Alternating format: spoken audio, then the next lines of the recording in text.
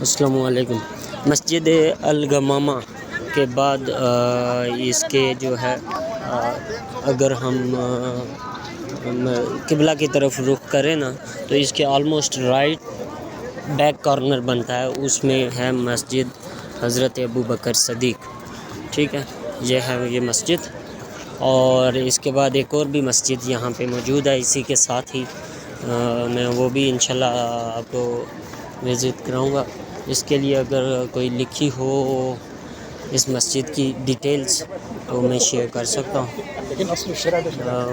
ہمیں دیکھتے ہیں، ساتھ ساتھ اس کو زیارت کرتے ہیں اور ساتھ ساتھ کلچرل ہیریٹیج۔ اینڈ یہ ماسک ہے، ماشاءاللہ یہ دونوں مساجد جو ہیں ایک یونیک طرز کے ساتھ بنی ہوئی ہے۔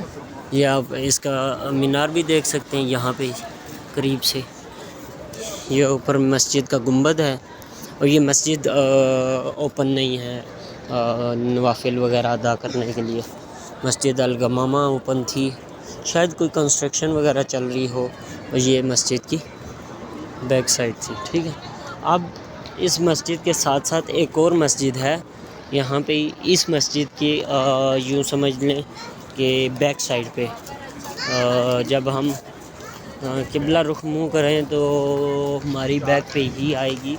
اس مسجد کا نام ہے حضرت علی ابن ابی طالب۔ تو میں یہاں سے اگر دکھا دوں، وہ مسجد بھی کلوز ہے، اگر پاسبل ہوا تو میں یہاں سے اس کی بھی زیارت کرا دوں گا۔ یہ جی یہ ہے مسجد حضرت علی ابن ابی طالب۔ آئی تھنک سو اس میں بھی کچھ کنسٹرکشنز چل رہی ہیں، تو اس کی وجہ سے یہ کلوز ہے۔ یہ فینس لگی ہوئی ہے، میں اس کے بیچ میں سے ویڈیو بنا رہا ہوں۔ یہاں پہ ایک بھائی ہیں جو جاب کرتے ہیں، کام کرتے ہیں نا، ان سے پوچھا ہے تو ان کے کہنے کے مطابق یہاں پہ کنسٹرکشن کی وجہ سے بند ہے، اور کنسٹرکشن کمپلیٹ ہوگی تو انشاءاللہ یہ مسجد بھی اوپن ہو جائے گی۔ دعا ہے کہ مالک پاک اپنے حبیب حضرت محمد مصطفیٰ صلی اللہ علیہ وآلہ وسلم کے صدقے، اور خلیفہ حضرت ابو بکر صدیق کے صدقے، اور خلیفہ حضرت علی کے صدقے ہم سب کے حال پہ رحم فرمائیں۔ جس نے دعا کے لیے کہا، مولا ان سب کو ان مقامات کی زیارات نصیب فرمائیں، ان سب کے حال پہ رحم فرمائیں، کرم فرمائیں۔ اللہم آمین، فی امان اللہ۔